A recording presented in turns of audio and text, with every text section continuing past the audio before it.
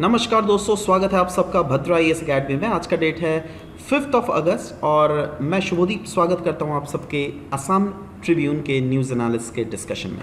सबसे पहला important article है यहाँ पे असम ट्रिब्यून से। यहाँ पे बात की जा रही है ड्रॉट टॉलरेंट राइस स्पीशीज़ के बारे में। ये आर्टिकल क्यों आया था सबसे पहले तो ये समझते हैं, उसके बाद आर्टिकल में आराम से हम लोग डिस्कशन कैरी फॉरवर्ड करेंगे, ठीक है।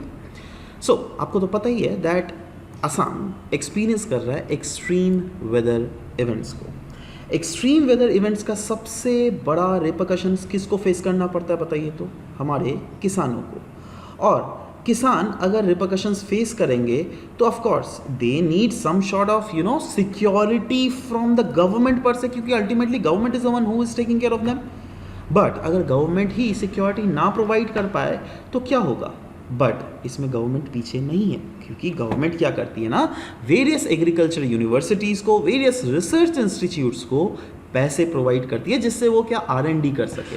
और रिसेंटली हम आपको अगर पता होगा, कुछ दिन पहले हम लोगों ने डिस्कस भी किया था, आसाम एग्रीकल्चर यूनिवर्सिटी में एक ड्रॉट टॉलरेंट राइस वेराइटीज़ को बनाया गया है ना। इसी के रिलेटेड ये पूरा आर्टिकल डिपेंडेंट है दैट क्योंकि आसाम फेस कर रहा है एक्सट्रीम वेदर इवेंट्स को, इसीलिए ये जो राइस वैरायटीज़ जो है ना उनको डेवलप किया जा रहा है जो क्या इन एक्सट्रीम वेदर इवेंट से रेजिस्टेंट हो सके, राइट। अच्छा, इस आर्टिकल में बोला गया रीसेंट वेदर में पैटर्न क्या क्या हम लोग को देखने को मिल रहा है। देखो, कुछ कुछ जगह डिस्ट्रक्टिव फ्लड देखने को मिल रहा है, तो कहीं कहीं रेनफॉल काफ़ी ज़्यादा एररेटिक नेचर का देखने को मिल रहा है। कहीं कहीं अर्ली वार्निंग साइंस भी हम लोग को देखने को मिल रहे हैं। जैसे एक्सपर्ट तो ये सजेस्ट कर रहे हैं दैट ये जो पैटर्न है ना, जहाँ पे कहीं पे बहुत ज़्यादा रेनफॉल, कहीं पे बहुत ज़्यादा टेम्परेचर, कहीं पे बहुत कम रेनफॉल और बहुत कम टेम्परेचर, ये पैटर्न बिल्कुल शो कर रही है दैट आने वाले समय में क्लाइमेट चेंज का इम्पैक्ट ही हम लोग फेस करेंगे, है ना। जिसके कारण आप देखो ना, ये दूसरा वाला पॉइंट दिया हुआ ना, इरेटिक रेनफॉल, मतलब क्या दैट जो नॉर्मल ट्रेंड होता था ना रेनफॉल का, उससे डेविएट हम होता हुआ देखने को मिल रहा है। और इसके कारण बहुत समय स्टेट्स तो विटनेस कर रही है अब ऑलरेडी अगर आसाम में इस साल ही देख लीजिएगा 2024 में 2 वेव्स ऑलरेडी हम लोगों ने देख चुका है फ्लड का। और अभी तो मानसून तो बाकी है ना, सितंबर अक्टूबर तक, तब तक और भी एक फेज आ सकता है ना। तो इसीलिए बोला जा रहा है दैट इसका जो इम्पैक्ट है ना उसका एग्रीकल्चर के ऊपर सबसे ज़्यादा होता है, क्योंकि इससे क्लाइमेट चेंज से क्रॉप यील्ड तो रिड्यूस होती ही है, बट साथ ही साथ इससे जो है क्रॉप का जो फॉल आउट भी बहुत ज़्यादा देखने को मिल रहा है। और अभी के समय में तो फ्रीक्वेंसीज बढ़ गए एक्सट्रीम वेदर इवेंट्स के, ड्राई स्पेल्स भी हो रहे हैं तो बहुत हो रहा है, फ्लड्स भी हो रहा है तो बहुत हो रहा है, राइट। इसीलिए कहीं ना कहीं जो पास्ट डेकेड अगर देख लीजिएगा, लास्ट के 10 साल में हम लोगों ने बहुत समय एक्सपीरियंस किया है रिड्यूस्ड रेनफॉल, जिसके कारण ड्रॉट जैसे सिचुएशंस भी हम लोग को फेस करने पड़े हैं। इसीलिए आसाम एग्रीकल्चर यूनिवर्सिटी के साइंटिस्ट ने डेवलप किया है ड्रॉट टॉलरेंट राइस वैरायटी, या फिर इसको पैडी वैरायटी भी बोल सकते हैं, जो क्या आराम से ड्राई स्पेल्स में भी काम कर सके। और ये लॉन्ग टर्म मैकेनिज्म है।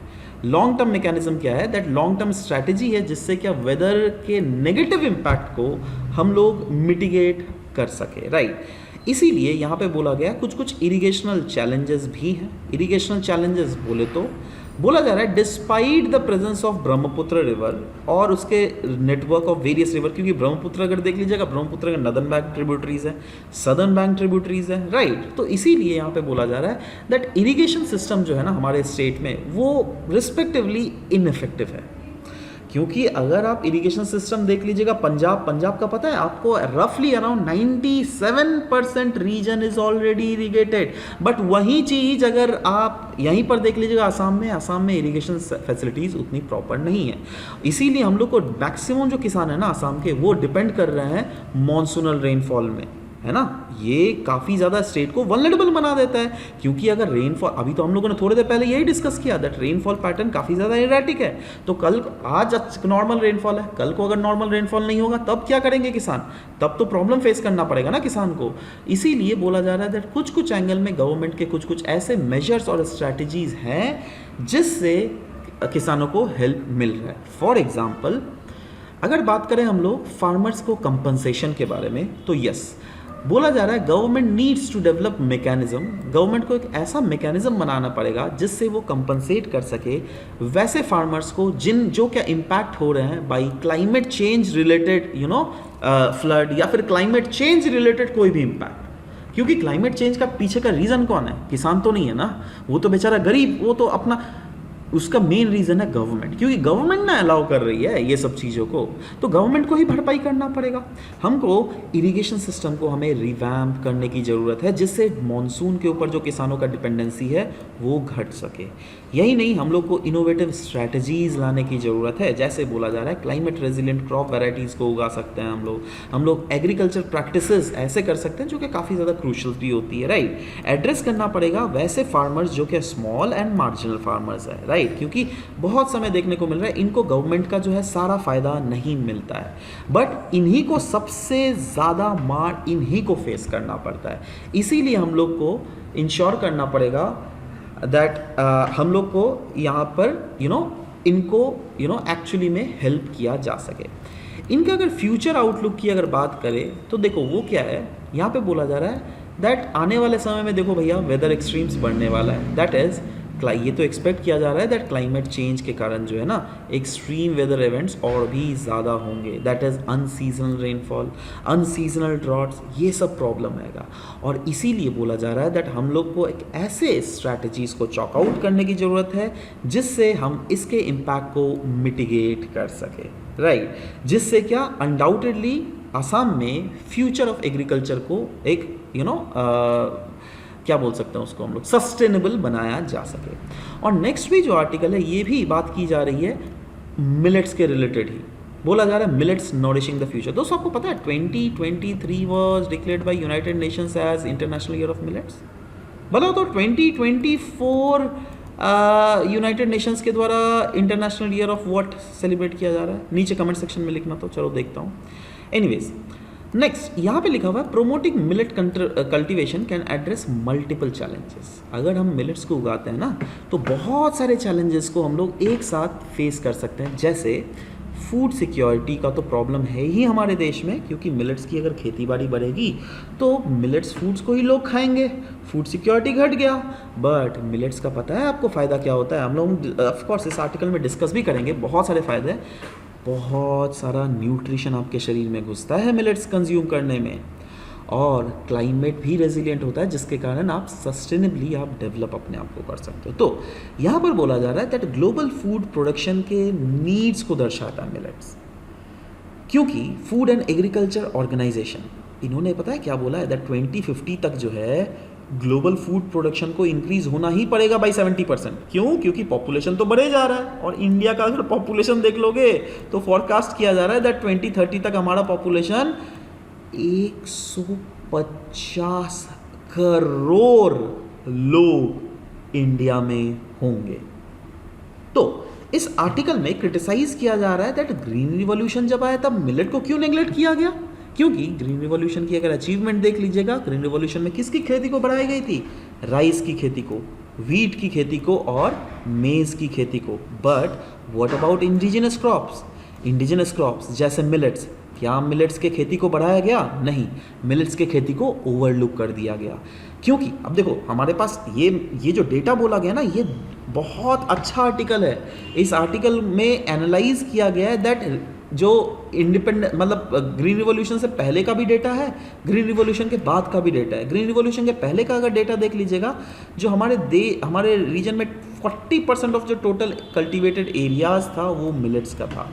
बट अगर करंट कल्टीवेशन अगर देख लीजिएगा then millet account for about 20% of the cultivable area.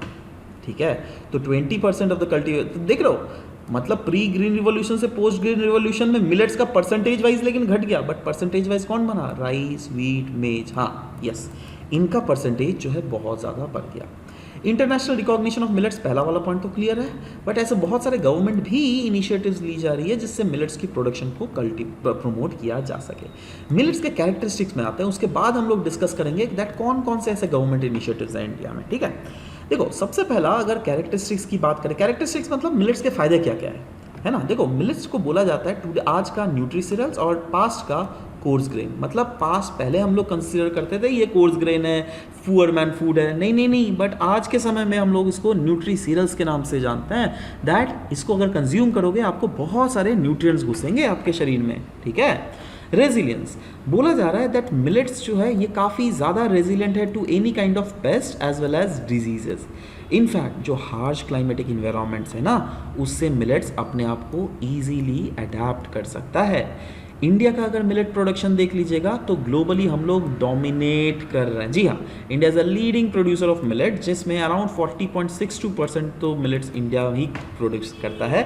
और प्रोडक्शन स्टैटिस्टिक्स में उतना नहीं जा रहा हूँ, जब कितना मिलेट इतना टन इतना याद भी आपको नहीं रहेगा, बट यस मिनिस्ट्री ने रिकॉग्नाइज किया है दैट यस इसको as a nutri cereals, coarse grain नहीं माना गया है। ठीक है, अच्छा टाइप ऑफ मिलेट्स अगर देख लीजिएगा बहुत सारे मिलेट्स हैं, जिसमें pearl millet, finger millet, foxtail millets, proso millets, kodo, barnyard, little, brown top millets, तो ऐसे बहुत सारे मिलेट्स हैं। बट अगर देख लीजिएगा इंडिया में कुछ कुछ मिलेट्स को बहुत ज़्यादा प्रमोट किया जा रहा है। इसके इकोनॉमिक इंपैक्ट अगर देख लीजिएगा, अनडाउटेडली सस्टेनेबल एग्रीकल्चर को तो प्रमोट करता ही है, न्यूट्रिशन सिक्योरिटी को भी इन्हांस करता है, और साथ ही साथ एक्सपोर्ट भी इससे बहुत ज़्यादा होता है इंडिया में। ठीक है, आसाम में अगर देख लीजिएगा यस मिलेट मिशन है, जिसका मेन एम है दैट बूस्ट किया जा सके फिंगर फॉक्सटेल और प्रोसो मिलेट्स को, और इसके कल्टीवेशन को ही नहीं, production as well as consumption को भी बूस्ट किया जा सके। इसके कारण गवर्नमेंट जो है वेरियस ऑर्गेनाइजेशंस के साथ जो है एक्टिवली पार्ट भी कर रही है, और 15 डिस्ट्रिक्ट्स के 6000 हेक्टेयर्स में मिलेट्स को कंट्रीब्यूट किया जा रहा है अभी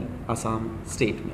इसके हेल्थ बेनिफिट्स अगर देख लीजिएगा, न्यूट्रिशनल कंटेंट्स तो देख ही लीजिए, माशाल्लाह बहुत ज़्यादा न्यूट्रिएंट्स आपको मिलता है different as compare to other आपके फूड प्रोडक्ट्स। बट साथ ही साथ ये जो ग्लूटेन फ्री है, और ग्लूटेन फ्री होने का फ़ायदा ये है दैट ब्लड शुगर लेवल को ये कंटेन करता है। डाइजेस्टिव हेल्थ, जी हाँ फाइबर रहता है इसमें, तो आपका डाइजेशन भी प्रमोट कर रहा है, आपका वेट लॉस भी हो रहा है, और हार्ट के जो आपका बहुत सारे डिजीज़ होते हैं ना, वो सबसे भी ये घटाता है, क्योंकि ये जो है हेल्प करता है to reduce the cholesterol as well as blood pressure के लेवल को भी ये रिड्यूस करता है। और क्योंकि इसमें फाइबर, मैग्नीशियम, पोटेशियम के कंटेंट्स होते हैं, जो क्या ऑफकोर्स इसको अचीव करने के लिए बहुत ज़्यादा ज़रूरत है। ठीक है, गवर्नमेंट के स्कीम्स कुछ कुछ हैं यहाँ पे दिए हुए, these are the governmental schemes जो कि मिलेट्स को प्रोडक्शन करते हैं, जिसमें आप चाहे तो इसको आप डिटेल्स में भी गूगल से पढ़ सकते हैं। ठीक है, so this was all about the discussion that we had. मिलते हैं आपके साथ नेक्स्ट सेशन में, till then bye bye, take care guys.